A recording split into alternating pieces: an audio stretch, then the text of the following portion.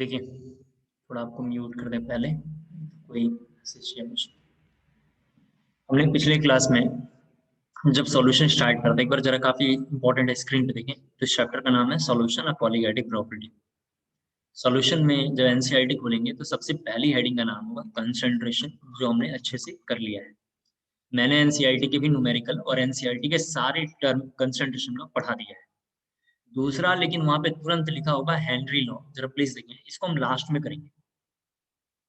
जब हमें बहुत अच्छा हमारा नॉलेज हो जाएगा तो हम हेनरी लॉ करेंगे। अभी हेनरी लॉ के लायक हमारा नॉलेज बिल्कुल भी नहीं है। वो डेफिनेशन है बेसिकली हेनरी लॉ, तो डेफिनेशन कई टीचर पहले पढ़ा देते हैं। मैं थोड़ा कम्फर्ट में आके पहले पढ़ाता हूँ, तो हेनरी लॉ थोड़ा वेट करेंगे। अभी ये टॉपिक हमने किया नहीं। इसके बाद एनसीईआरटी में थर्ड डायरेक्ट यहाँ पे एक टॉपिक लिखा हुआ है जिसका नाम होगा राउल्ट्स लॉ, नाम है, कुछ नाम है ऐसे डायरेक्ट लिखा हुआ है। तो हमने राउल्ट्स लॉ का बैकग्राउंड पढ़ने के लिए हमने पहले देखा कि वेपर प्रेशर क्या होता है, जो मैं आज की क्लास में पूरा डिटेल में पढ़ाऊंगा। और वेपर प्रेशर अभी आज से हमारा स्टार्ट होगा और 3 से 4 दिन तक चलेगा। फिर वेपर प्रेशर भी मुझे लगा कि बच्चा शायद समझ नहीं पाता होगा, तो पहले हमने पढ़ाया इवेपोरेशन, जिसको मैं थोड़ा अभी 5 मिनट में डिस्कस करके वापस आ जाऊंगा। तो हमने पहले ये टॉपिक करेंगे अभी तुरंत, फिर हम ये करेंगे, फिर हम राउल्ट्स लॉ करेंगे। ये जो 3 टॉपिक है, मतलब थर्ड टॉपिक से लेके जो फोर्थ टॉपिक 5 6 जो टॉपिक है, ये पूरा का पूरा क्लास 12th से क्लास 11th का मतलब जो है पूरा का पूरा लिंक है।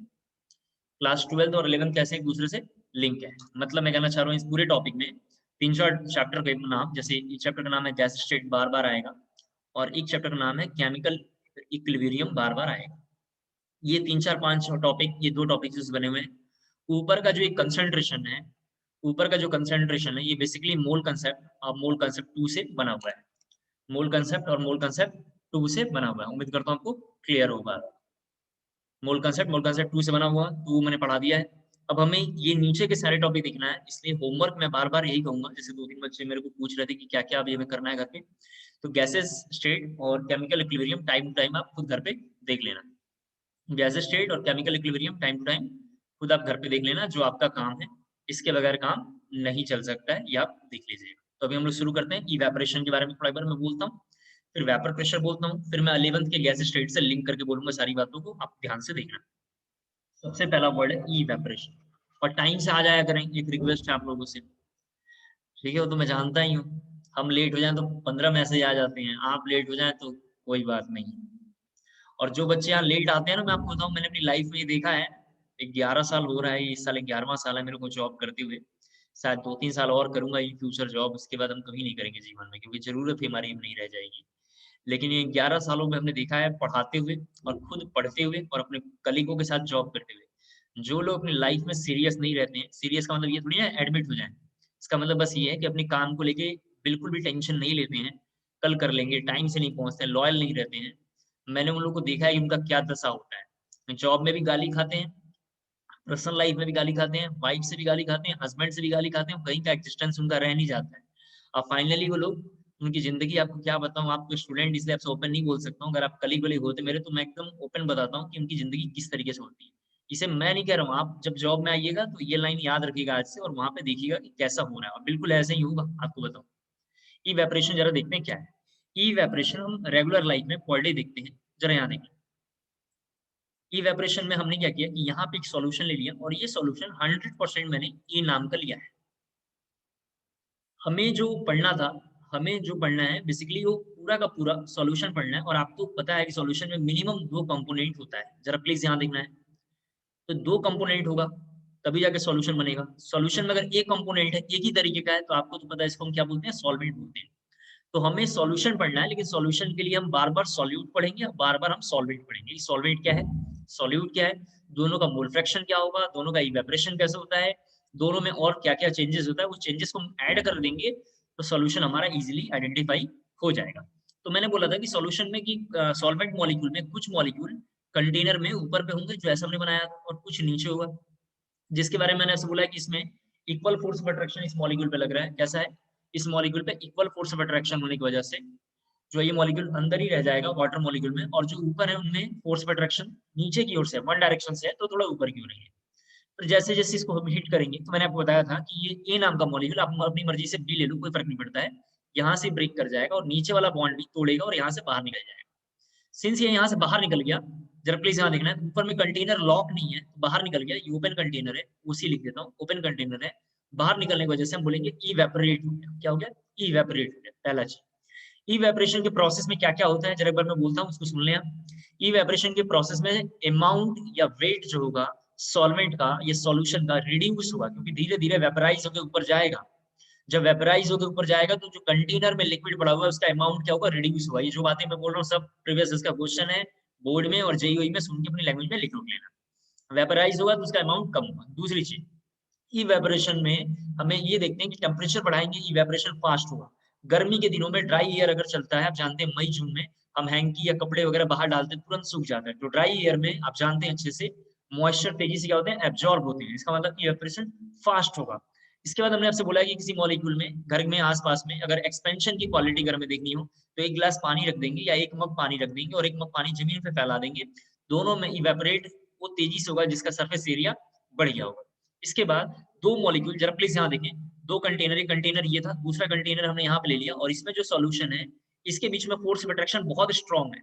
तो इस मॉलिक्यूल को निकलने में, इस मॉलिक्यूल को, ये जो मॉलिक्यूल यहाँ बना हुआ है इसको निकलने में ज्यादा एनर्जी लगेगी, ज्यादा एनर्जी लगेगा, जबकि यहाँ कंटेनर में जो मॉलिक्यूल बना हुआ है ये इजिली यहाँ से निकल पाएगा।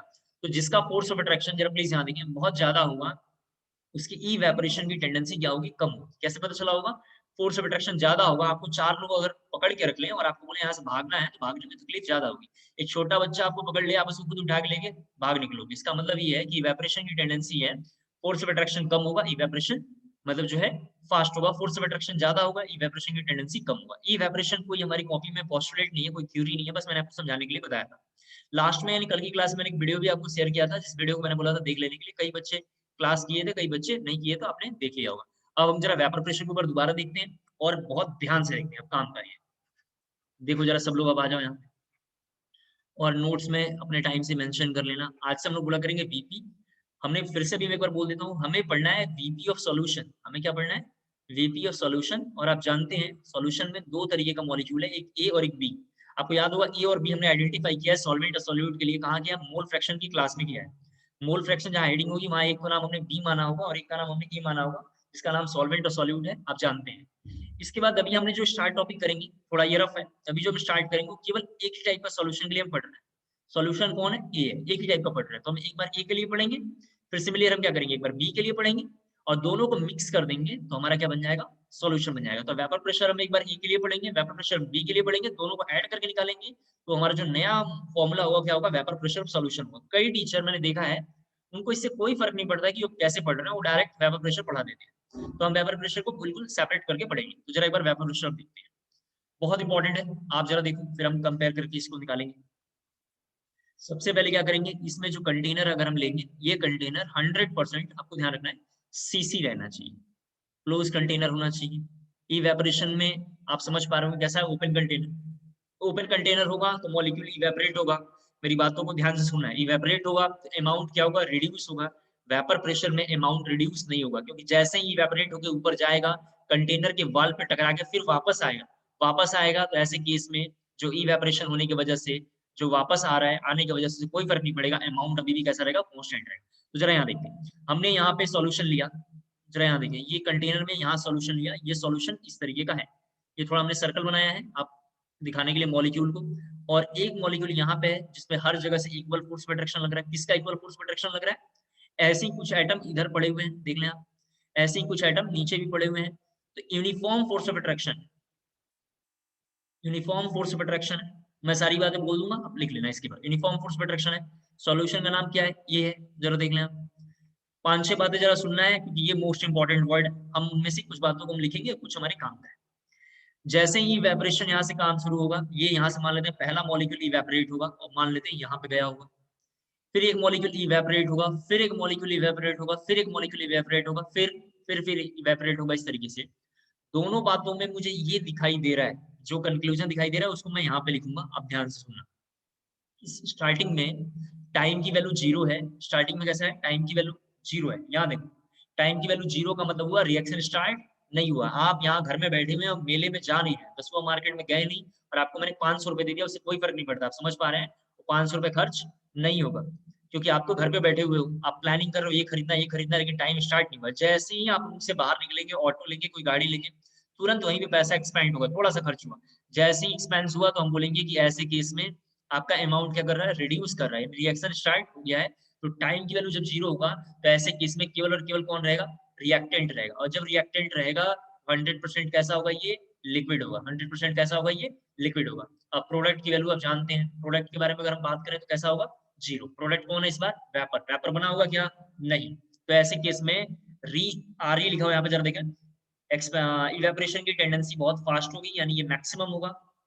यहाँ देख लें मैक्सिमम होगा। और आरसी की वैल्यू कितनी होगी, जीरो होगा। पर दोबारा बोलता हूँ, टाइम की वैल्यू जीरो पे ये नीचे से इवेपोरेट होने की टेंडेंसी बहुत फास्ट होगी, लेकिन ऊपर में कंटेनर में कुछ भी नहीं बना हुआ नहीं होगा। तो हम बोलेंगे ऐसे केस में कंडेंसेशन का प्रोसेस, आरसी का मतलब है रेट ऑफ कंडेंसेशन का प्रोसेस कितना होगा, जीरो होगा। आर का मतलब है रेट ऑफ एक्सपेंशन की क्या होगा, हाई होगा। इसके बाद जरा प्लीज थोड़ा आप देखना है, काफी इंपॉर्टेंट है, यहाँ से 3-4 वर्ड में डिफाइन करना था। टाइम की वैल्यू टी टाइम पे क्या होगा, मतलब थोड़े टाइम बाद क्या होगा, रिएक्टेंट तो बना ही होगा। रिएक्टेंट जो था वो लिक्विड तो होगा ही होगा, और कुछ प्रोडक्ट भी बना होगा। कुछ क्या होगा, प्रोडक्ट भी बना होगा। कुछ प्रोडक्ट मतलब यहाँ से कुछ इवेपोरेट होकर ऊपर गए होंगे। कुछ मॉलिक्यूल क्या होगा, कुछ समय पे बाद, मान लेते हैं 10 सेकंड पे कुछ मॉलिक्यूल इवेपोरेट होकर ऊपर जाएंगे। नीचे से ऊपर इवेपोरेट होकर 10 सेकंड पे कुछ जा रहा है। जब 10 सेकंड पे ऊपर जब गया होगा, तो ऐसे केस में प्रोडक्ट क्या होगा, बना होगा। प्रोडक्ट का मतलब आप समझ पा रहे हैं। ऐसे केस में क्या होगा, जो है कंडेंसेशन का भी प्रोसेस शुरू होगा। मैं जरा इसको भी लिखूंगा। और रिएक्टेंट ऐसे केस में क्या होगा, कम होगा। रिएक्टेंट मतलब यहाँ लिख देता हूँ लिक्विड, ये इस तरीके से क्या होगा, कुछ कम होगा। हमें क्या दिखाई दे रहा है, जरा से देखो प्लीज। यहाँ पे हमें पहला दिखाई दे रहा है कि टू प्रोसेस हो रहा है। यहाँ पे इस लाइन में हमें ये दिखाई दे रहा है कि टू प्रोसेस हो रहा है। पहला प्रोसेस ये हमने पिछले क्लास में पढ़ाया, तो उसी लाइन को थोड़ा और अच्छे से समझा रहा हूँ। टू प्रोसेस हो रहा है। फर्स्ट प्रोसेस में इवेपोरेशन हो रहा है, और दूसरा प्रोसेस क्या हो रहा है, यहाँ पे कंडेंसेशन हो रहा है। दूसरा प्रोसेस कंडेंसेशन हो रहा है। तो ऐसे केस में हमें दिखाई दे रहा है कि इवेपोरेशन की वैल्यू जो होगी कांस्टेंट होगी। इसकी वैल्यू कैसी होगी, कांस्टेंट होगी। लेकिन इस बार कंडेंसेशन की वैल्यू कैसी होगी, हाइक करेगी, बढ़ेगी। जरा देखिए, कंडेंसेशन की वैल्यू हाइक करेगी। इवेपोरेशन में हमें दिखाई दे रहा है कि लिक्विड से वेपर में जा रहा है। जरा प्लीज यहाँ देखिए, लिक्विड से क्या हो रहा है, वेपर में जा रहा है। और कंडेंसेशन में आप जानते हैं क्या होगा, वेपर से लिक्विड में आएगा। ये एक प्रोसेस है जो आप इजीली से समझ पा रहे हैं इसको। टी टाइम पे जो हमने ये प्रोसेस देखा है, तो अगर टी इक्विलिब्रियम आ जाए, एक अगला पॉइंट आएगा जिसका नाम है इक्विलिब्रियम। जैसे इक्विलिब्रियम आएगा, तो रिएक्टेंट जिसको हम आर लिख लेते हैं, रिएक्टेंट इक्वल टू यहाँ पे क्या होगा, प्रोडक्ट होगा। ये मैं अभी इस फिगर में बताऊंगा। अभी फिलहाल यहाँ जरा देख लो क्या है, थोड़ा बार समझ लेंगे, फिर फिगर में देखेंगे। फिर मैं जो दो तीन बातों करूंगा उसको ध्यान से देखना। रेट ऑफ क्या होगा यहाँ पे, रेट और evaporation. Rate of evaporation equal to क्या होगा, रेट ऑफ कंडेंसेशन, जिसका नाम है डायनेमिक इक्विलिब्रियम। जिसका क्या नाम है, डायनेमिक, यहाँ पे लिखा हुआ इक्विलिब्रियम। यानी इस बात को अगर हम थोड़ा और ध्यान से देखें, तो क्या हमें दिखाई दे रहा है कि ऐसे केस में हमें दिखाई दे रहा है कि इवेपोरेशन और जो है कंडेंसेशन, दोनों प्रोसेस आके बराबर हो गए। एक बार जरा सा इस बात को आपने लिख लिया होगा। फिगर में जरा आते हैं देखने के लिए, तो आपको थोड़ा और अच्छे से क्लियर होगा। इस फिगर में ऐसा होगा कि धीरे धीरे मॉलिक्यूल इवेपोरेट होना शुरू होगा। जरा प्लीज यहाँ देखो, जब लिक्विड से ऊपर की ओर जाएगा तो यहाँ वेपर बना होगा, और नीचे लिक्विड है। तो स्टार्टिंग में हमने बताया कि लिक्विड की अमाउंट ज्यादा होगा, और कुछ देर बाद वेपर बनना शुरू हो गया। मान लेते हैं कि वेपर थोड़ा ऊपर में बना होगा। 10 सेकंड में पूरा वेपर बनता है, तो 1 सेकंड से लेके 5 सेकंड बीच में कुछ वेपर बना होगा। तो जो वेपर बना होगा ऊपर में, वो नीचे वाले के कंपेयर में कम होगा। तो हमने लिख दिया केस 1 केस 2 में लिख दिया। इसके बाद एक टाइम ऐसा आएगा कि इधर में मॉलिक्यूल की अमाउंट बढ़नी शुरू हो गई होगी, और एक टाइम ऐसा आएगा काफी टाइम के बाद कि दोनों का मॉलिक्यूल का कंसंट्रेशन बराबर हो जाएगा। तो ऐसे केस में ऊपर से एक प्रोसेस स्टार्ट होगा जिसका नाम है कंडेंसेशन। ऊपर से एक प्रोसेस स्टार्ट होगा जिसका नाम है कंडेंसेशन, और नीचे से एक प्रोसेस था, आपको मैंने बताया था, जिसका नाम था इवेपोरेशन। तो ऐसे केस में हमें दिखाई देगा कि रेट ऑफ इवेपोरेशन और रेट ऑफ कंडेंसेशन क्या हो जाएगा, बराबर हो जाएगा। रेट ऑफ इवेपोरेशन और रेट ऑफ कंडेंसेशन बराबर हो जाएगा। अगर यहाँ तक पूरी बात जरा समझ में आ गया हो, तो जल्दी से यस मैसेज ड्रॉप करेंगे। और अब यहाँ से जो बात बोलूंगा वो बहुत काम का था, यहाँ तक कुछ भी काम का नहीं था। इसको जरा पहले कॉपी कर लें, यहाँ तक बातें। और यहाँ तक जरा समझ में आ गया हो तो जल्दी से जरा यस मैसेज ड्रॉप कर दें।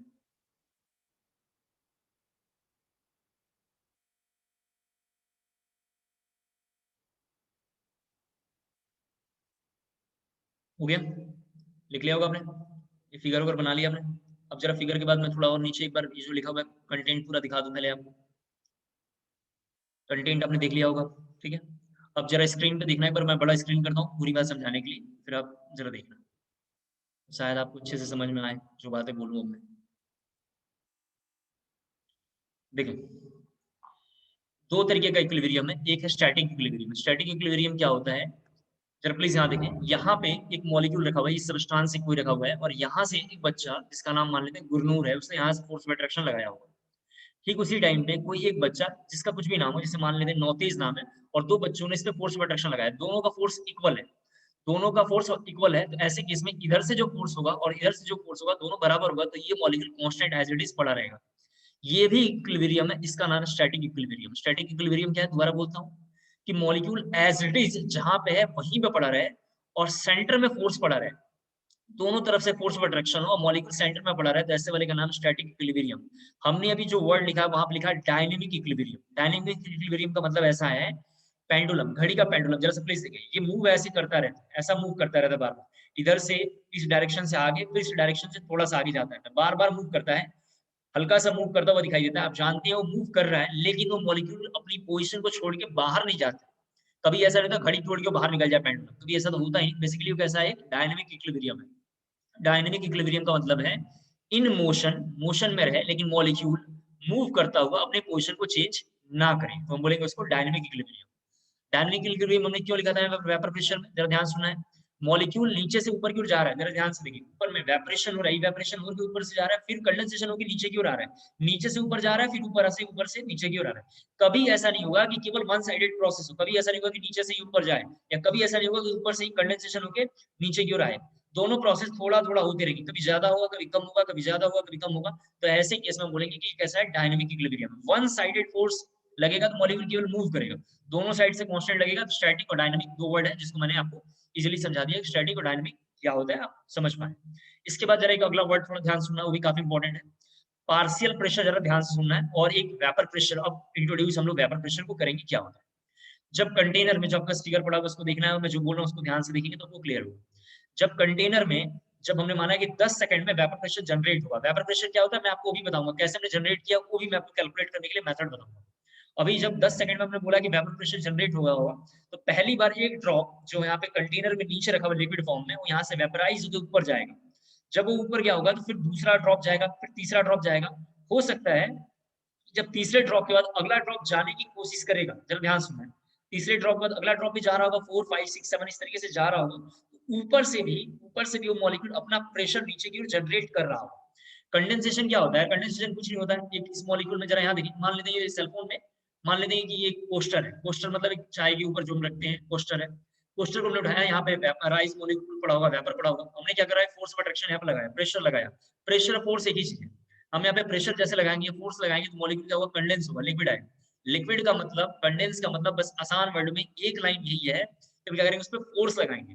तो जैसे ही मॉलिक्यूल ऊपर से प्रेशर जनरेट करेगा या फोर्स जनरेट करेगा, तो नीचे की ओर प्रेशर लगेगा। अब ध्यान सुने, अगर एक एक ड्रॉप प्रेशर लगाएगा, एक एक ड्रॉप कब लगाएगा, जब नीचे से मॉलिक्यूल ऊपर की ओर जाएगा, ऊपर वाला मॉलिक्यूल अगर एक एक ड्रॉप इस पे प्रेशर लगाएगा, तो इंडिविजुअल ड्रॉप के प्रेशर का नाम होगा पार्शियल प्रेशर। अब थोड़ा ध्यान से सुना इन दो चार वर्ड को। पार्शियल प्रेशर वर्ड क्या है, इंडिविजुअल जो कंडेंस मॉलिक्यूल नीचे की ओर लिक्विड की ओर प्रेशर जनरेट करेंगे, उसका नाम होगा, मैंने बताया, पार्शियल प्रेशर। जब मॉलिक्यूल ऊपर में धीरे धीरे धीरे धीरे, जब कंडेंसेशन की अमाउंट बहुत हाई हो जाएगी, वेपर की अमाउंट बहुत ज्यादा हो जाएगा, और वेपर, सारे वेपर एक साथ मिलकर पूरा नीचे एक साथ फोर्स लगाएंगे, यानी वो पार्शियल प्रेशर का मैक्सिमम प्रेशर होगा। दोबारा एक बार बोलता हूँ, जब ऊपर में धीरे धीरे जो कंडेंसेशन वाले मॉलिक्यूल है वो एक साथ पूरा कलेक्ट करके और एक साथ वहां पे प्रेशर लगाएंगे या फोर्स एक साथ लगाएंगे, तो ऐसे केस में बोलेंगे वो पार्शियल प्रेशर का मैक्सिमम प्रेशर है, और ऐसे वाले का प्रेशर का नाम होगा वेपर प्रेशर।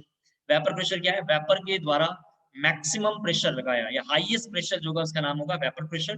दूसरे वर्ड में वेपर प्रेशर क्या होता है, वेपर प्रेशर पार्शियल प्रेशर का हाईएस्ट वैल्यू है, उसका नाम है मैक्सिमम प्रेशर। मैक्सिमम प्रेशर का ही क्या नाम है, वेपर प्रेशर। दूसरी बात, जो सॉल्यूशन हमने कंटेनर में लिया था, अगर उस सॉल्यूशन की जगह पे हम वाटर ले लें अपनी मर्जी से, तो उसका नाम होगा एक्वस टेंशन। क्या नाम होगा उसका, एक्वस टेंशन। थर्ड पॉइंट जरा ध्यान सुनना, जब मॉलिक्यूल लिक्विड से वेपर में जा रहा है, तो ऐसे केस में हम केसी डिफाइन नहीं कर सकते हैं, ऐसे केस में हम केपी डिफाइन करेंगे, और केपी जब भी हम निकालेंगे तो इसका केवल और केवल क्या होगा, पार्शियल प्रेशर ऑफ वाटर होगा। थोड़ा दो तीन लाइनों को ध्यान सुनना है, क्या होगा, partial pressure of water. Partial pressure चूंकि गैस के लिए है, तो पार्शियल प्रेशर ऑफ वाटर के लास्ट में आप लिखोगे जी, या वेपर लिख लो, एक ही बात है। और ली शटले प्रिंसिपल अप्लाई करेंगे। ली शटल प्रिंसिपल में हमने दो तीन लाइनें बस ये लिखा है, क्या लिखा है कि उसमें अमाउंट बढ़ा दो रिएक्टेंट या मोल में, या कंटेनर का शेप साइज एंगल कुछ भी चेंज कर दो, कुछ भी फर्क नहीं पड़ता है, कुछ भी कर दो, इक्विलिब्रियम को ब्रह्मा जी का वरदान है, अपने आप को फिर से अटेंड करने की कोशिश करेगा और कर ही लेता है। केवल उसको टेम्परेचर इफेक्ट करेगा। आप जानते हैं टेम्परेचर बढ़ाते हैं तो इवेपोरेशन बहुत फास्ट होता है। वैसे कि इसमें टेम्परेचर बढ़ाएंगे तो केपी बहुत फास्ट होगा। केपी क्या होगा? बहुत फास्ट होगा। सेकंड और थर्ड लाइन ये था। फोर्थ लाइन जरा ध्यान से अगेन सुनना है क्या है। मान लेते हैं इवेपोरेशन, या मान लेते हैं कि वेपर प्रेशर जनरेट हुआ होगा। वेपर प्रेशर जरा ध्यान सुनना है, वेपर प्रेशर एक न्यूमेरिकल वैल्यू है जो केपी और वेपर प्रेशर दोनों सेम है। केपी और वेपर प्रेशर सेम क्यों है? क्योंकि वेपर प्रेशर का नाम है मैक्सिमम प्रेशर। वेपर प्रेशर का ऐसे क्या नाम है?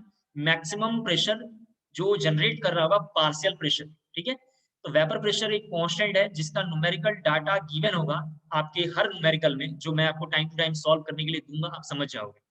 फोर्थ लाइन इसके बाद इंपॉर्टेंट ये है कि वेपर प्रेशर के बाद मैंने आपको बताया है कि वेपर प्रेशर और पार्शियल प्रेशर में जरा 2-3 लाइनें और थोड़ा देख लो पहले, फिर मैं आपको बताता हूँ ये फोर्थ और 5 पॉइंट में क्या कहना चाह रहा हूँ। थोड़ा यहाँ देखना है क्या ये जो कंटेनर हमने लिया है, यहाँ देखें आप, ये जो कंटेनर लिया हमने, इस कंटेनर को जरा एक बार नीचे दोबारा बनाता हूँ, थोड़ा देख लो इसको। ठीक है, इस कंटेनर में सभी बच्चे थोड़ा देखेंगे, 5-6 वर्ड थोड़ा और डिफाइन करना है। ये लिक्विड है, लिक्विड अब काम करेंगे हमारे, और यहाँ पे वेपर बना हुआ। क्योंकि सभी बच्चे स्क्रीन पे देखें, ये 100% आप जानते हैं किसका है, ये सॉल्यूशन ए का है। यानी कैसा है ये? प्योर है, हमने लिख रखा पिछली क्लासों में, कैसा है? प्योर है। तो जो यहाँ पे वेपर बना होगा ये भी 100% कैसा होगा? प्योर सॉल्यूशन का होगा। तो बुक्स में ऐसा लिखा होगा, जरा देखो, vapour solution of vapour pressure of sorry vapour pressure of solution A, या vapour pressure of solution pure solution A लिखा हुआ, vapour pressure of pure solution A लिखा हुआ। थोड़ा यहाँ देखना क्या लिखा हुआ है, vapour pressure of pure solution A. तो जो प्योर सॉल्यूशन ए होगा इसको ऐसे हम लोग लिखेंगे P not a. P not a क्या है? पी का मतलब है प्रेशर, थोड़ा ध्यान सुना, पी का मतलब है प्रेशर, नॉट का मतलब होता है, ऐसे ध्यान रखना, 100% प्योर। 100% कैसे पता चला प्योर है? क्योंकि एक ही हमने मॉलिक्यूल लिया है, सॉल्वेंट या सॉल्यूट लिया है। नॉट का मतलब प्योर है, और ए का मतलब सॉल्यूशन का नाम है। इसी तरीके से क्वेश्चन में जरा देखो ऐसा लिखा होगा, partial pressure of A, partial pressure of A लिखा हुआ है जिसका नाम पीए लिखा हुआ। पीए और पी नॉट ए में डिफरेंसेस क्या, जरा देख लेते हैं एक बार। पीए और पी नॉट ए में डिफरेंस ये है कि पार्शियल प्रेशर ऑफ ए का मतलब है पीए, जो पिछले क्लासों में हमने देख रखा है। आपको याद होगा जो केपी निकाल रहे थे इसमें पार्शियल प्रेशर की जरूरत थी केमिकल इक्विलिब्रियम की क्लास में, आपको याद होगा। और पार्शियल प्रेशर आपको याद होगा, Dalton's law of partial pressure अपने गैस स्टेट में इसको पढ़ लिया। और vapour pressure of pure solution A में पी नॉट ए और पी में अगर डिफरेंस अगर हम देखें तो पीए का जो मैक्सिमम वैल्यू होगा वही क्या होगा? 100% प्योर होगा, उसका नाम होगा प्योर सॉल्यूशन ऑफ पी। उसका क्या नाम होगा? Pure solution of P. उम्मीद करता हूँ 2-3 वर्ड क्लियर हो गए। अब 3-4 वर्ड जरा थोड़ा और ध्यान सुने। मैंने बोला है कि पार्शियल प्रेशर, ये थोड़ा क्वेश्चन है प्रीवियस डेज का, पार्शियल प्रेशर की जो मैक्सिमम वैल्यू है मैंने आपसे बोला है कि वो पी नॉट ए है, उसका नाम है वेपर प्रेशर। क्या होगा, थोड़ा ध्यान सुनना है, क्या होगा कि पार्शियल प्रेशर की जो मैक्सिमम वैल्यू है, मान लेते हैं कि वो 300 mm ऑफ एच है। mm ऑफ एच समझ पा रहे होंगे आप, प्रेशर की एक यूनिट है मान लेते हैं, या x है मान लेते हैं। पार्शियल प्रेशर की जो मैक्सिमम वैल्यू कितना हो? x है। अगर x से ज्यादा अमाउंट बढ़ाएंगे तो क्या होगा? थोड़ा ध्यान सुनना है। अगर प्रेशर और ज्यादा बढ़ाएंगे, उस प्रेशर में जो हमारा मैक्सिमम वेपर प्रेशर, उसको और ज्यादा प्रेशर बढ़ाएंगे तो क्या होगा? तो ऐसे केस में मॉलिक्यूल क्या होगा? फास्टली कंडेंस होगा, और धीरे धीरे मॉलिक्यूल किस में कन्वर्ट होगा? लिक्विड में कन्वर्ट होना शुरू हो जाएगा। कंडेंस होकर क्या होगा? वेपर से लिक्विड में कन्वर्ट होना शुरू हो जाएगा। दूसरा केस, वेपर प्रेशर में अगर हम वेपर प्रेशर अगर एक्स है उससे कम कर दें तो क्या होगा? वेपर प्रेशर एक्स से अगर कम कर दें तो क्या होगा? तो ऐसे केस में लिक्विड से क्या होगा? धीरे धीरे वेपर बनना शुरू हो जाएगा। पर मैं 2-3 बातों को बोल रहा हूँ, ध्यान से सुन लें, फिर जब मैं बोलूंगा उसका जवाब देना है। अगर वेपर प्रेशर एक्स है, जो आप अपनी मर्जी से मान लो, उसको और ज्यादा प्रेशर आपने बढ़ाया, तो ऐसे केस में कुछ नहीं होगा, वेपर क्या होगा? धीरे धीरे धीरे धीरे कंडेंस होकर नीचे गिरना शुरू हो जाएगा। इसके बाद वेपर प्रेशर आपने कम किया तो प्रेशर की मैक्सिमम वैल्यू जनरेट करने के लिए पार्शियल प्रेशर धीरे धीरे फिर से क्या होगा? वेपर में कन्वर्ट होने लगेगा। इसका मतलब ये 2 लाइनों को पढ़ी बात पता चल रहा है कि इक्विलिब्रियम अटेंड करने के लिए वेपर प्रेशर या केपी किसी हद तक जा सकता है, आप जानते हैं किसी हद तक जा सकता है। इसके बाद अगेन एक बहुत इंपॉर्टेंट पॉइंट ध्यान से सुनना है आपको, जो को यहाँ पे हम वेपर प्रेशर वगैरह हम कैलकुलेट कर रहे हैं, वेपर प्रेशर के बारे में हम जो बात कर रहे हैं, वेपर प्रेशर अब हम कैसे निकालते होंगे, कैसे पता चला किसी मॉलिक्यूल का वेपर प्रेशर इतना है, ये वेपर प्रेशर है क्या, आप कैसे बता रहे हो वेपर प्रेशर? तो इसके लिए भी जरा से एक बार हम देखते हैं तो थोड़ा हमें क्लियर हो। यहाँ देखिए, मान लेते हैं ये कंटेनर है, जरा प्लीज देखिए, और ये ओपन कंटेनर नहीं है, ये लॉक ऊपर से भी एक यहाँ पे लगा हुआ है, जरा प्लीज थोड़ा यहाँ देखना तो वो क्लियर होगा। अब हमें तो दिखाई देता नहीं यार वेपर प्रेशर हो रहा है कि नहीं हो रहा है, कंटेनर था, ये पैक्ड है कंटेनर, हमने यहाँ से हीटिंग इफेक्ट शुरू करा, हीट करना हमने शुरू करा, यहाँ पे लिक्विड पड़ा हुआ है, इस कंटेनर में लिक्विड यहाँ पड़ा हुआ है, लिक्विड वेपराइज होकर ऊपर की ओर जा रहा है। मान लेते हैं यहाँ से लिक्विड वेपराइज होकर ऊपर की ओर गया, वाल के कंटेनर के ऊपर जो यहाँ पे लॉक है उससे टकराया और नीचे आया। तो ये पहला ड्रॉप गया होगा, दूसरा ड्रॉप गया, तीसरा ड्रॉप गया, ऊपर से ड्रॉप जाना शुरू होगा, तो जो ऊपर की ओर से आ रहा होगा वो जनरेट कर रहा है पार्शियल प्रेशर, जो नीचे की ओर से जा रहा है वो इवेपोरेशन। पार्शियल प्रेशर होने की वजह से क्या हो रहा है, कंडेंसेशन।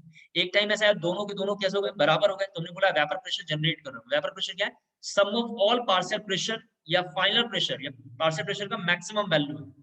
जब वेपर प्रेशर जनरेट हो गया होगा तो हमें दिखाई तो दिया नहीं, इस पूरे कंटेनर में हो गया, लेकिन आपसे कोई पूछता है कि वेपर प्रेशर कैसे हुआ एग्जैक्ट आप वो बताइए, तो जरा एक बार स्क्रीन पे आते हैं और इसको जरा मैं डिफाइन करता हूँ तो क्लियर हो पाएगा।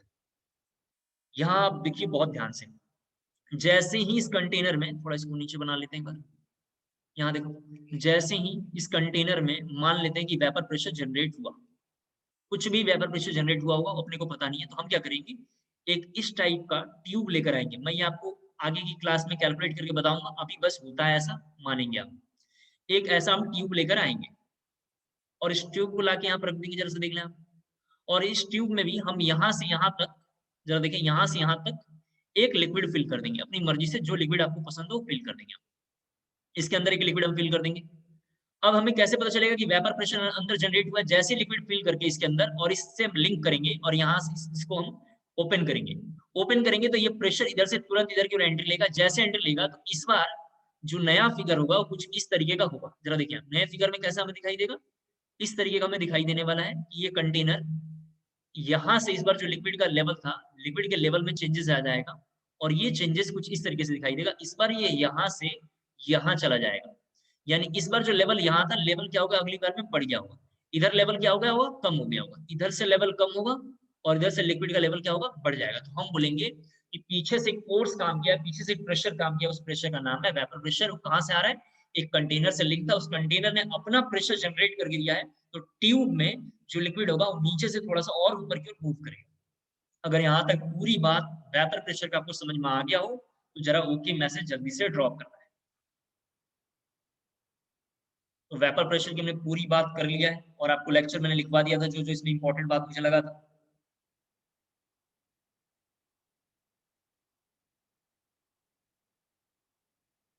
इतनी बातों में जो जो इंपॉर्टेंट बात थी आपने अपनी लैंग्वेज में लिख लिया होगा। जो इंपॉर्टेंट कैसे पता चलता है वो आप जानते होंगे, पढ़ते टाइम बच्चे को पता चलता है ये इंपॉर्टेंट है, ये इंपॉर्टेंट है, वो आपने देख लिया होगा।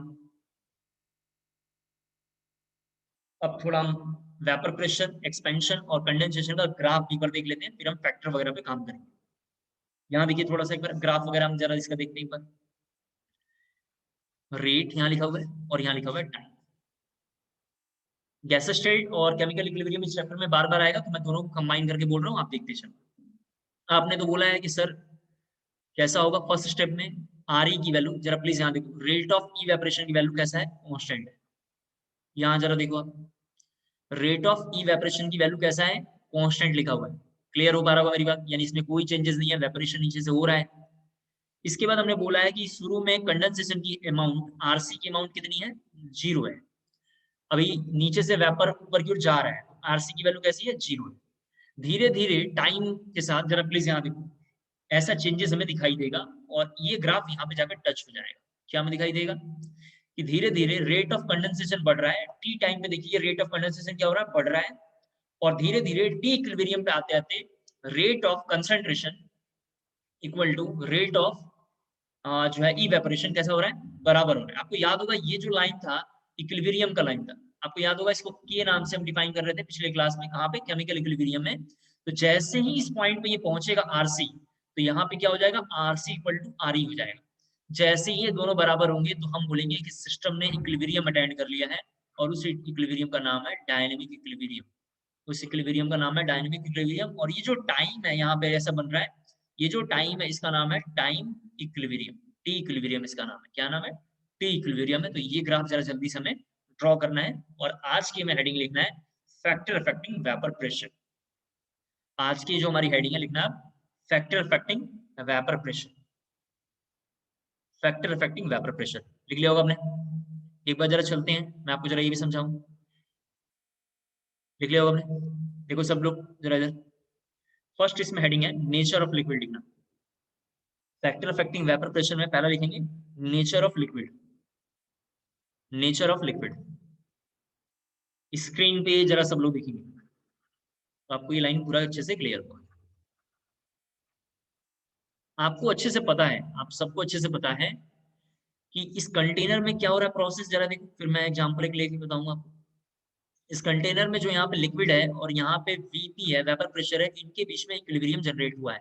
इसका मतलब यहाँ पे जो लिक्विड मॉलिक्यूल हैं ये तेजी से यहाँ से बाहर निकल जाना चाहिए। क्या होना चाहिए, यहाँ से जो लिक्विड मॉलिक्यूल एक दूसरे को थोड़ा थोड़ा दूर रहते हैं, आप जानते हैं, इजिली मतलब थोड़ा सा दूर रहेंगे, टाइटली होल्ड तो उसको करके रखेंगे नहीं, अगर क्लोजली पैक्ड करके रखेंगे तो उसका नाम सॉलिड स्टेट है, आप जानते हैं। तो थोड़ा थोड़ा उनका में दूर होगा फीचर, इसीलिए एक्सपेंशन होता है, आप जानते हैं। तो मॉलिक्यूल क्या हुआ, वहां से निकल के ऊपर की ओर भागेगा।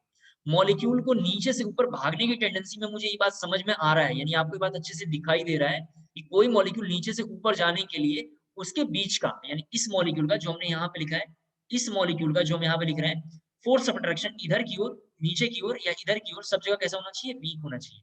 अगर किसी मॉलिक्यूल का फोर्स ऑफ अट्रैक्शन बहुत ज्यादा होगा तो नीचे से ऊपर जाने में उसकी क्या होगी, टेंडेंसी कम होगी। नीचे से जब ऊपर ही नहीं जाएगा तो वहां पे प्रेशर जनरेट नहीं होगा, जब जनरेट नहीं होगा तो पार्शियल प्रेशर बनेगा नहीं, पार्शियल प्रेशर बनेगा नहीं तो पार्शियल प्रेशर की मैक्सिमम वैल्यू नहीं आएगी, जब पार्शियल प्रेशर की मैक्सिमम वैल्यू नहीं आएगी तो वेपर प्रेशर भी जनरेट नहीं होगा। इसका मतलब ये हुआ कि नेचर ऑफ लिक्विड मतलब ये हो रहा है कि जिस लिक्विड मॉलिक्यूल का फोर्स ऑफ अट्रैक्शन वीक होगा, मैं लिखवा दूंगा, आप जरा ध्यान से सुनिए, जिस मॉलिक्यूल का फोर्स ऑफ अट्रैक्शन वीक होगा उसका वेपर प्रेशर बहुत हाई होगा। तो लिखना इसमें vapour pressure is inversely proportional to, vapour pressure is inversely proportional to force between molecule, force between molecule, force between molecule, bracket में लिखना लिक्विड, ब्रैकेट में लिखना लिक्विड। अगर मैं थोड़ा यहाँ पे और एक हिंट में लिख दूं, नहीं तो कोई राय बहादुर जो आपकी क्लास में पढ़ रहा होगा जरूर पूछेगा। इंटरेक्शन या फोर्स ऑफ अट्रैक्शन के बारे में अगर मैं बात करूं तो सबसे ज्यादा फोर्स ऑफ अट्रैक्शन किसमें होता है, सॉलिड में होता है, जो हमने सॉलिड स्टेट में देख लिया है। इसके बाद सबसे कम होता है गैस में। अब जानते हैं गैस का एक्सपेंशन की क्वालिटी बहुत ज्यादा होता है, तो फोर्स ऑफ अट्रैक्शन कैसा होगा, कम होगा। और लिक्विड में कैसा होगा, आप समझ पा रहे होंगे आप, वो कैसा होगा, इंटरमीडिएट होगा। लेकिन हमारे चैप्टर का नाम ही है, ध्यान सुना, लेकिन हमारे चैप्टर का क्या नाम है, लिक्विड या लिक्विड स्टेट, या क्या नाम है, सॉल्यूशन। चैप्टर का नाम है लिक्विड स्टेट या सॉल्यूशन, तो हमें बार बार लिक्विड के बारे में ही बात करना है। तो लिक्विड के अंदर भी क्या क्या चेंजेस होगा जरा उसको हमें देखना है। तो ये हमने फोर्स ऑफ अट्रैक्शन के बारे में जरा समझाया। अब एग्जाम्पल जरा एक देखिए यहाँ पे, तो वो क्लियर होगा। यहाँ पे 2-3 एग्जाम्पल लिखूंगा जो प्रीवियस मेडिकल में आया हुआ है, इसको जरा ध्यान से पहले देख ले एक बार, कि मेडिकल के 2-3 क्वेश्चन है। एक कंटेनर है, इस कंटेनर में यहाँ वाटर लिखा हुआ है, कंटेनर के बीच में लाइन क्यों रखा हुआ है, क्योंकि नीचे लिक्विड होगा और ऊपर में क्या बनना चाहिए, वेपर प्रेशर बनना चाहिए। थोड़ा ध्यान से देखिए, एक कंटेनर यहाँ है, ये क्वेश्चन मेडिकल का था, इसलिए थोड़ा इसको सॉल्व कर रहे हैं, फिर बोर्ड का एक क्वेश्चन उसको मैं करके दिखाऊंगा। इस कंटेनर में भी क्या लिखा हुआ है, C2H5OH लिखा हुआ है। दोनों मॉलिक्यूलों में पूछ रहा है कि किसका वेपर प्रेशर हाई होगा, ऐसा पूछा हुआ है। वेपर प्रेशर को किससे दिखाते हैं, मैंने आपको बताया vapour pressure of pure liquid, अभी ध्यान सुनना है, vapour pressure of pure liquid को किससे दिखाई दे रहे हैं, पी नॉट ए। अगर सॉल्यूशन बी होता तो क्या बोलते हैं हम, पी नॉट बी। ये सारे वर्ड थोड़ा ध्यान सुनना है क्योंकि बार बार क्वेश्चन में आएगा। पी नॉट ए क्या है, प्योर लिक्विड का vapour pressure, P not be क्या है, प्योर लिक्विड बी का वेपर प्रेशर। पीए का मतलब क्या लिखा हुआ है, पार्शियल प्रेशर ऑफ ए, और पीवी का मतलब क्या लिखा हुआ है यहाँ पे, पार्शियल प्रेशर ऑफ बी। ये कुछ नहीं है, ये कुछ नहीं है, क्या लिखा हुआ है, पार्शियल प्रेशर ऑफ बी। ये सब रफ है, आपको समझाने के लिए लिखा है। जब वाटर के बारे में मैं बात करूंगा तो जरा देखते हैं इन दोनों का, पहले हम क्या देखेंगे, फोर्स ऑफ अट्रैक्शन देखेंगे। तो यहाँ स्क्रीन पे देखें, आपको याद होगा कि इनके बीच में जो H2 है, इसके बीच में इस तरीके का मॉलिक्यूल हमें दिखाई दे रहा है, कैसे दिखाई दे रहा है, H2O और H2। और यहाँ पे जरा देखो कैसे दिखाई दे रहा है, C2H5OH, और क्या दिखाई दे रहा है यहाँ पे, C2H5OH। इनके बीच में भी कौन सा बॉन्ड है, हाइड्रोजन बॉन्ड। और इसके बीच में भी ये कुछ नहीं है, रफ है।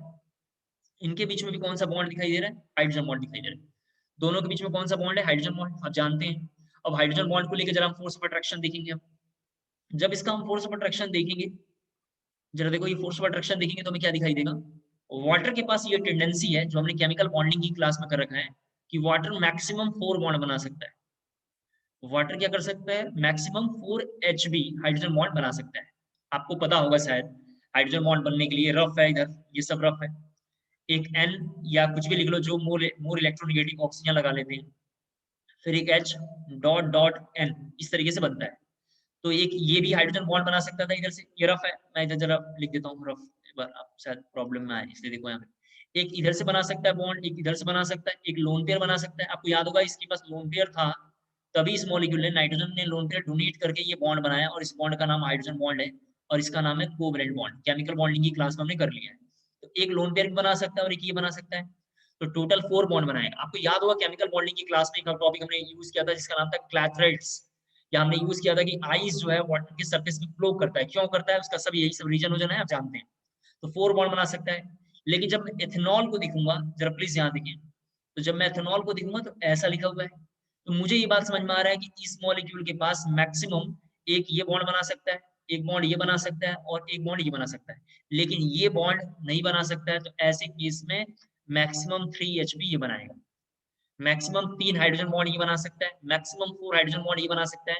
जिसके पास जितना ज्यादा हाइड्रोजन बॉन्ड बनेगा, उसका फोर्स ऑफ अट्रैक्शन उतना ज्यादा होगा। अगर आपको 4 लोग पकड़ लें और खींच के रखें, और 3 लोग पकड़ लें और खींच के रखें, तो ज्यादा फोर्स ऑफ अट्रैक्शन 4 लोगों में होगा, वो आपको अपनी ओर खींच के रखेंगे।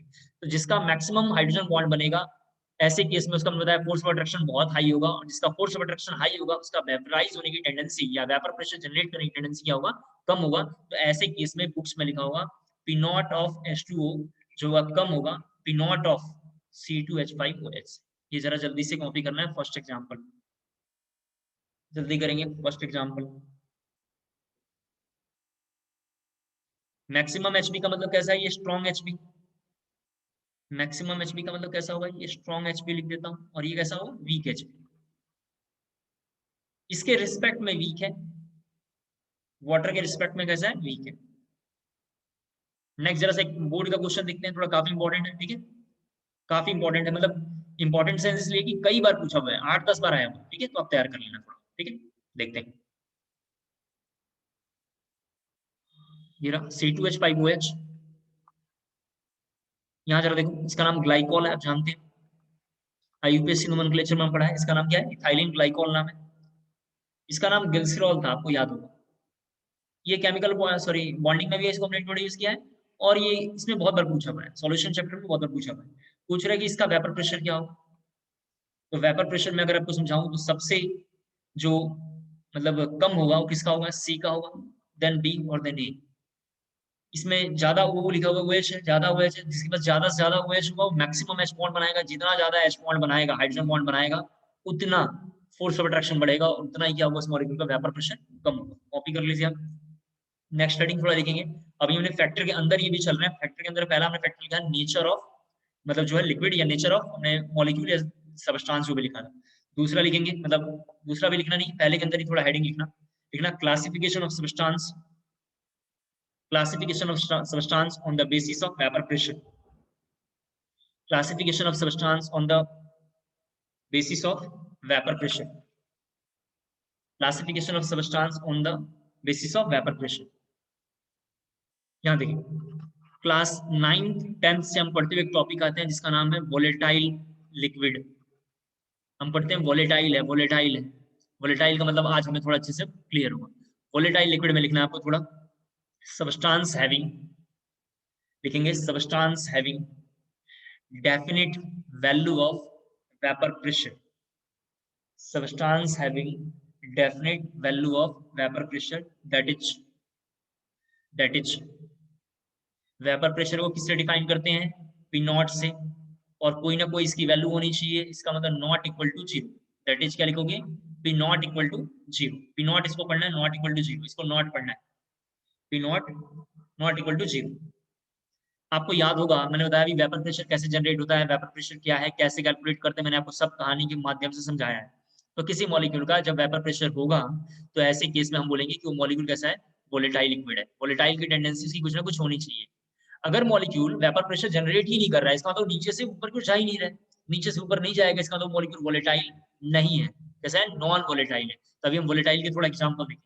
वोलेटाइल का अगर मेरे से कोई पूछे एग्जांपल, तो सबसे कॉमन एग्जांपल जो एनसीईआरटी में और 12th जेई में, नीट में बार बार आते हैं, उसमें पहला एग्जांपल जो है वाटर है, दूसरा है मेथनॉल। आप इसका नाम भी लिखना, नाम इनका थोड़ा याद रखना है कि क्वेश्चन में नाम आएगा, लेकिन मैं ऐसे लिख रहा हूँ इथेनॉल। एक का नाम बेंजीन है, जिसका मैं फॉर्मूला थोड़ा लिख देता हूँ, C6H6।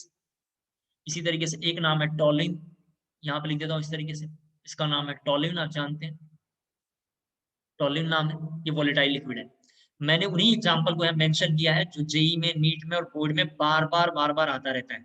हम उससे ज्यादा कुछ नहीं लिखेंगे, लिखेंगे वोलेटाइल। दूसरा नाम है नॉन वोलेटाइल। नॉन वोलेटाइल के बारे में मैंने अभी आपसे बताया है। नॉन वोलेटाइल कैसे पता चल रहा है? उस मॉलिक्यूल का क्या हो रहा है? उस मॉलिक्यूल का वेपर नहीं बन रहा है। वेपर नहीं बनेगा तो वेपर प्रेशर जनरेट नहीं होगा, वेपर प्रेशर जनरेट नहीं होगा तो नॉन वोलेटाइल है। अगर आप बहुत इजी वर्ड में समझना चाहते हैं कि नॉन वोलेटाइल लिक्विड सर बताइए आप, तो नॉन वोलेटाइल का सबसे बेहतरीन एग्जांपल है सॉलिड। कोई भी सॉलिड मॉलिक्यूल वेपराइज नहीं होता, आप जानते हैं। कोई भी मॉलिक्यूल सॉलिड जो है वेपराइज होता है तो कैसा है? नॉन वोलेटाइल लिक्विड है। तो नॉन वोलेटाइल लिक्विड में लिखेंगे substance having no tendency, substance having no tendency, substance having no tendency for vaporization, for vaporization, that is P not equal to zero, that is P not equal to zero, that is P not equal to zero। ठीक है आप लोगों ने? आपको मैं बताऊं, जरा मेरी बात थोड़ा ध्यान सुनेंगे। दुनिया में मैंने आपको बताया था पहले, आपको एक टॉपिक पढ़ाया था आइडियल गैस और एक रियल गैस पढ़ाया था बहुत दिन पहले। तो मैंने बताया था कि दुनिया में ऐसा कोई गैस नहीं है जो आइडियल गैस हो, सारी के सारी गैसें रियल गैस है। आइडियल गैस का एग्जिस्टेंस नहीं है। जैसे आप में से भी कोई बच्चा अगर हमसे उससे बोलेंगे ये काम करना है, यस सर, ये करना है, यस सर, ये पढ़ लेना, यस सर, और आपको सच्चाई का सामना है, जैसे ही प्रिंसिपल ने आके बुला के पूछा कि क्या पढ़ाया, कुछ नहीं सर, तो आप कैसे हैं? रियल है। कोई भी बच्चा आइडियल गैस या आइडियल बिहेवियर शो नहीं करता। आइडियल बिहेवियर बहुत ही, मतलब आप समझ लें, हम कोशिश करते हैं वैसा बनने की, लेकिन आइडियल हो नहीं पाता। सिमिलर दुनिया का कोई मॉलिक्यूल ऐसा नहीं है जो नॉन वोलेटाइल है। ध्यान रखना है, नॉन वोलेटाइल का एग्जिस्टेंस नहीं है, लेकिन हम मान के चलते हैं कि कुछ एग्जांपल जो नॉन वोलेटाइल है। ठीक है, हम क्या मान के चलते हैं कि नॉन वोलेटाइल है, लेकिन नॉन वोलेटाइल कुछ भी ऐसा नहीं है। तो लिखेंगे थोड़ा नॉन वोलेटाइल में, पहला लाइन लिखेंगे solids are assumed to be non volatile, solids are assumed to be non volatile, solids are assumed to be non volatile। दूसरा कुछ एग्जांपल्स हम देखेंगे, और मैंने आपसे बोला था कुछ एग्जांपल्स, जैसे पहला एग्जांपल है यूरिया। यूरिया ऐसे, और इसका ये भी हमें याद रखना है। अगर हम सॉल्यूशन में सेफ रहना चाहते हैं तो ये सब थोड़ा हमें याद रखना है। साथ ही साथ इसका मोलर मास हमें याद रखना है, जैसे ये लिखा हुआ है। दूसरा लिखा हुआ है ग्लूकोज, जिसका फॉर्मूला होता है C6H12O6। मैंने आपको बताया था इसका मास कितना होता है, 180। मैंने बोला था कुछ कुछ के मास वगैरह हमें थोड़ा याद रखना है। इसके बाद नाम है सुक्रोज। ये हमें बार बार क्यों याद रखना है? क्वेश्चन में सबसे ज्यादा यही आएंगे। ठीक है, सबसे ज्यादा क्वेश्चन में यही आएगा। इसको जरा कॉपी करना है पहले आपको, इसको जरा कॉपी करना है। वोलेटाइल और नॉन वोलेटाइल को और इजी वर्ड में समझाऊं, ये डाटा जो हमने वोलेटाइल नॉन वोलेटाइल में लिखा, वोलेटाइल में जैसे वाटर, एथेनॉल, मेथेनॉल, बेंजीन और टोलिन वगैरह जो हमने लिखा है, एक बार रिपीट कर दूं। ये हमें याद वाद क्यों नहीं रहते हैं? क्योंकि हमारे रेगुलर लाइफ में यूज नहीं होते हैं। अगर आप रेगुलर लाइफ का एग्जाम्पल देखना चाहते हैं तो सबसे बेहतरीन एग्जाम्पल है, आप गली में, बताया आपको मैं, जा रहे थे आप, या कहीं रास्ते में जा रहे हैं, किसी बच्चे ने एक गिलास पानी फेंका आपके ऊपर। ऐसे केस में वो 100% प्योर लिक्विड है। कैसा है वो? 100% प्योर लिक्विड है। और वो कौन है? वाटर है। उसकी वेपराइज होने की टेंडेंसी क्या होगी? उसकी वेपराइज होने की टेंडेंसी क्या होगी? बहुत फास्ट होगी। तो ऐसे केस में हम बोलेंगे कि 100% प्योर है, इसका वेपर प्रेशर बहुत हाई है, वो इजीली वोलेटाइल लिक्विड है, वोलेटाइल वहां से नीचे शो कर रहा है। जैसे ही फिर एक और मान लेते हैं एग्जांपल में, अगर आप जा रहे हैं, आपके ऊपर किसी बच्चे ने रसना फेंक दिया। आप तो जानते हो थोड़ा सा चिपचिपा होता है उसके कंपेयर में, वाटर के कंपेयर में कैसा होगा? चिपचिपा होगा। रसना आपके ऊपर किसी बच्चे ने गुस्से में फेंक दिया, तो ऐसे केस में हम बोलेंगे कि वो मॉलिक्यूल की जो फोर्स ऑफ अट्रैक्शन है रसना के बीच में, क्या होगा? चिपचिपा होने की वजह से उसका फोर्स ऑफ अट्रैक्शन कैसा है? हाई है। इसलिए वो मॉलिक्यूल की इवेपोरेशन की या वेपराइज होने की टेंडेंसी क्या होगी? वाटर से थोड़ा कम हो जाएगा। इसके बाद रसना से भी अगर आप थोड़ा और अच्छा दिखना चाहते हैं तो फिर से आप एक और एग्जांपल ले लें। अगर आप जा रहे हैं, किसी बच्चे ने आपके ऊपर हनी फेंक दिया, उठाया गुस्से में एक बोतल जो है डाबर की हनी या किसी का पतंजलि का हनी आपको फेंक दिया, तो ऐसे केस में क्या होगा? हनी का जो होगा फोर्स ऑफ अट्रैक्शन बहुत ज्यादा हाई है। तो ऐसे केस में तीनों का अगर हम कंपेयर करेंगे तो सबसे लेस वेपराइजेशन जो होगा हनी का होगा, और सबसे फास्ट वेपराइजेशन जो होगा वाटर का होगा। अगर यहाँ तक पूरी बात समझ में आ गया हो तो जरा जल्दी से यस मैसेज ड्रॉप करना है, फिर थोड़ा फैक्टर और आगे बढ़ेंगे।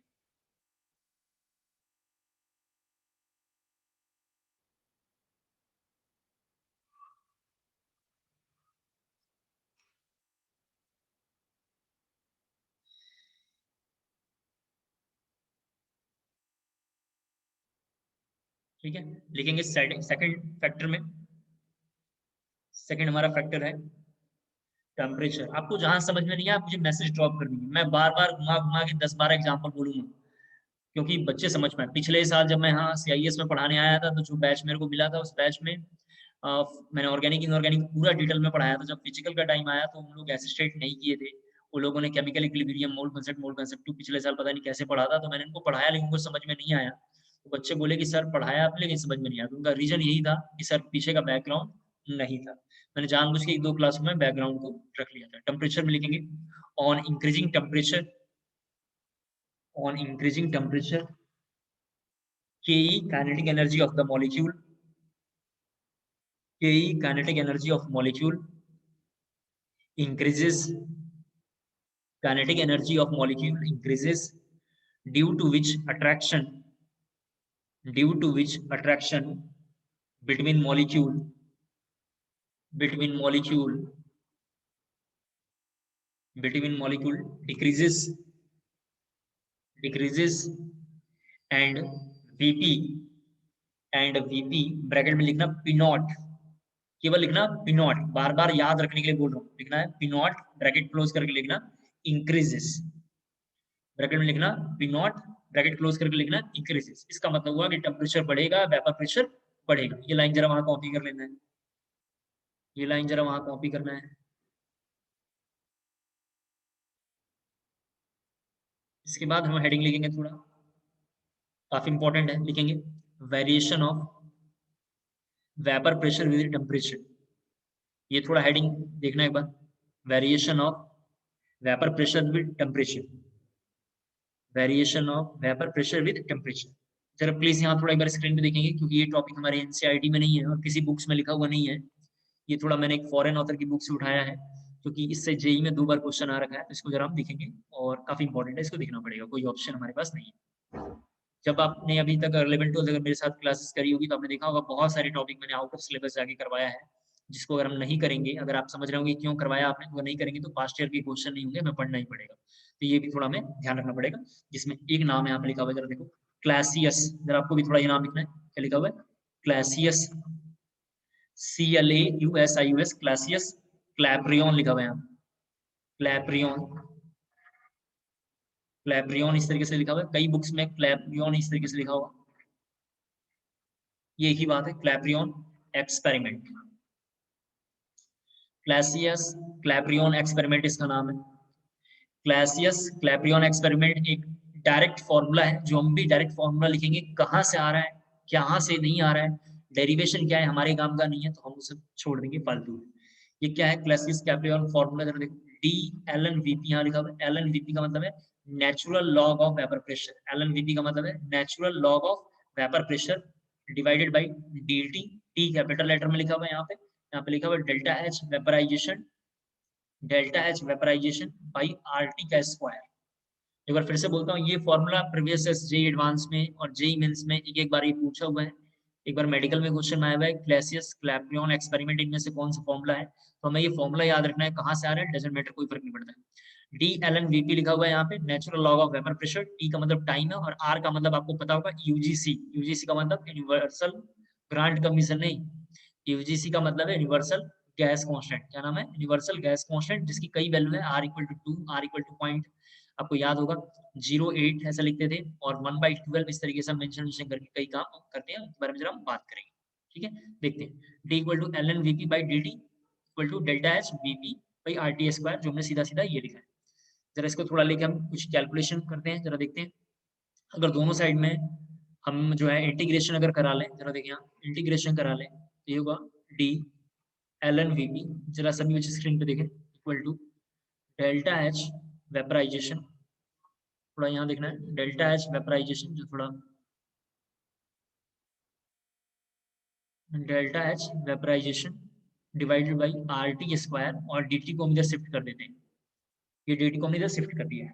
आपको तो पता है कि इंटीग्रेशन और डिफरेंशिएशन आपको अगर कुंद्रा सर पढ़ा रहे हैं, अच्छे से करा रहे होंगे, आप भी अच्छे से पढ़ रहे होंगे, आपको पता होगा इंटीग्रेशन और डिफरेंशिएशन एक दूसरे के जानी दुश्मन है, तो ये दोनों एक दूसरे को क्या करेंगे, काट वाट के मर जाएंगे, इनकी कहानी खत्म।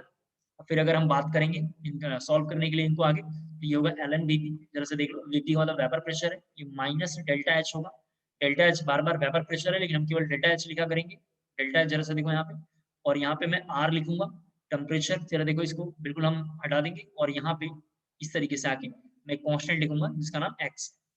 ये कांस्टेंट हमने x माना है, कई बुक्स में से k माना हुआ। इस कांस्टेंट का कई बुक्स में नाम k माना हुआ। चलो हम k लिख देते हैं एक बार पहले। ये कांस्टेंट का मतलब क्या होता है जरा वो समझाता हूँ। आपने इंटीग्रेशन में एक टॉपिक किया हुआ, क्या नाम है, डेफिनेट इंटीग्रेशन और इनडेफिनेट इंटीग्रेशन। डेफिनेट का मतलब लिमिट आप जानते हो, और इनडेफिनेट का मतलब फिक्स ना हो। तो कांस्टेंट लेते हैं जिसका नाम है k। उम्मीद करता हूँ आपको क्लियर हो गया होगा। ln vp minus delta H are plus के। इनके ग्राफ से 2-3 क्वेश्चन आए हुए हैं, तो ग्राफ जरा से देखो। अगर मैं वेपर प्रेशर और टेम्परेचर का अगर ग्राफ ड्रॉ करूंगा, तो टेम्परेचर का ग्राफ ड्रॉ करूंगा तो ये ग्राफ इस तरीके से बनेगा। कैसे पता चला होगा ये ग्राफ बनेगा? आप अगर टेम्परेचर बढ़ाओगे, जरा प्लीज यहाँ पे देखो, तो वेपराइजेशन की जो टेंडेंसी होगी वो बहुत फास्ट होगी। इसका मतलब होगा डेल्टा एच वेपराइजेशन कैसा होगा? पॉजिटिव होगा। डेल्टा एच वेपराइजेशन कैसा होगा? फास्ट होगा। डेल्टा एच, डेल्टा एस, अभी मैं एक बार जरा इधर इंट्रोड्यूस कर दूं। Delta H, delta S, delta T, ये सब रफ है। डेल्टा जी, ये सब क्या होता है सर? इसको तो आज तक हमने कहीं देखा नहीं है। ये आपको हम थर्मोडायनेमिक्स की क्लास में पढ़ाएंगे जब टाइम आएगा। तो अभी बस फिलहाल लिखा हुआ है डेल्टा एच, डेल्टा एस। ये तो आने वाला नहीं, केवल डेल्टा एच बार बार आएगा। इसको जरा हम देखेंगे। इनको हम पूरा डिटेल में थर्मोडायनेमिक्स की क्लास में पढ़ेंगे कि ये सब होता क्या है।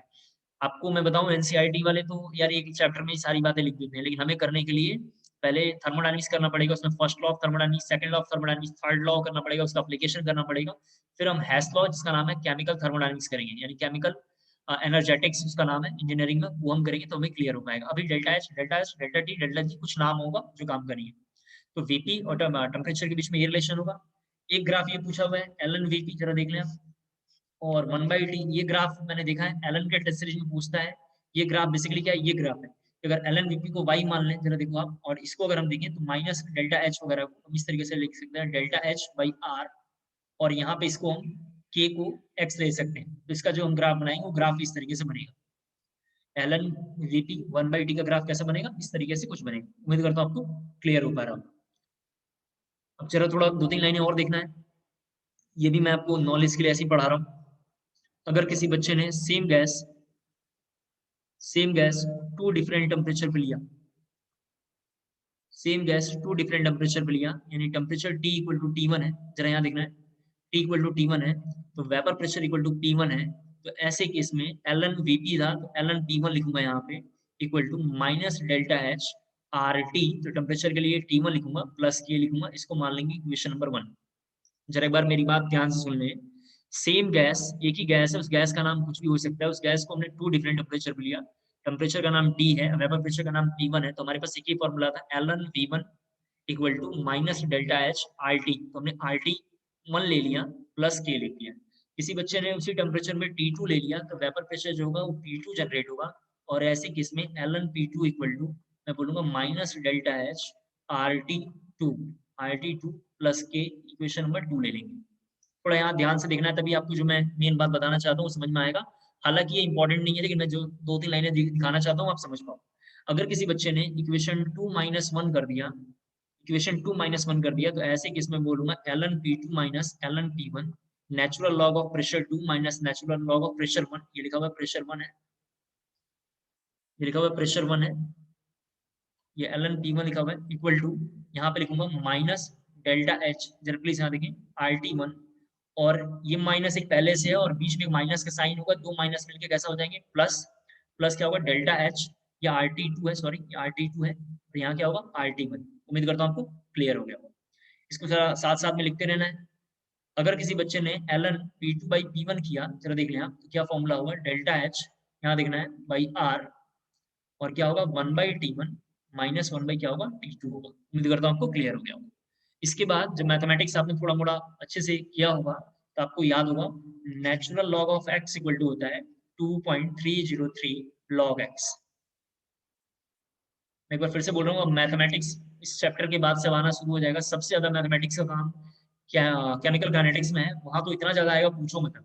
जब अगर हमने इसको लॉग में कन्वर्ट किया, एल को जब हम लॉग में कन्वर्ट करेंगे, ये एल लिखा हुआ था, इसको लॉग में कन्वर्ट करेंगे तो लॉग P2 बाई ये P1 होगा। लॉग क्या होगा? P2 बाई P1 होगा, और यहाँ पर होगा डेल्टा एच 2.303 आर, और यहाँ पर होगा 1/T1 माइनस 1/T2।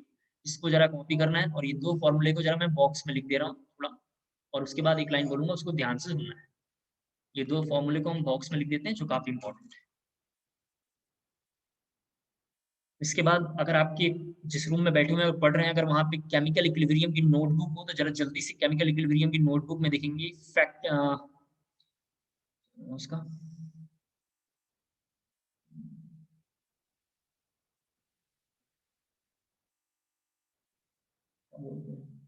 हाँ, केमिकल इक्विलिब्रियम की नोटबुक में देखेंगे factor affecting of equilibrium constant, factor affecting equilibrium constant, उसमें जरा ली चैटरले प्रिंसिपल, मैं डायरेक्ट बता रहा हूँ, अगर मेरे को हेडिंग थोड़ा मिसप्लेस हो रहा है एग्जैक्ट, ली चैटरले प्रिंसिपल से थोड़ा सा पहले देखेंगे तो वहां पे लिखा होगा टेम्परेचर, जस्ट थोड़ा सा पहले देखेंगे तो लिखा होगा टेम्परेचर, और नीचे वाला फॉर्मूला वहां नोटबुक में लिखा होगा log P2 by P1 equal to delta H 2.303 R 1 by T1 minus 1 by T2। एक बार जरा सभी बच्चे जरा नोटबुक में देखें, मुझे एग्जैक्ट हेडिंग का नाम याद नहीं आ रहा है।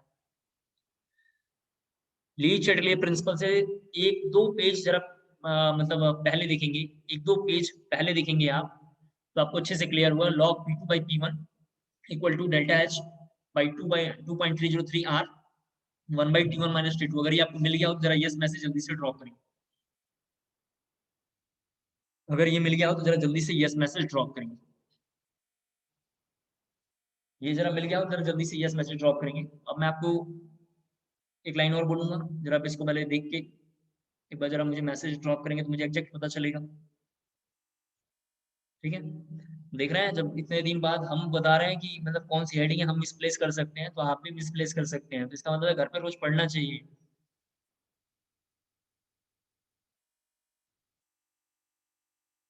हो गया, लिख दिया आप लोगों ने?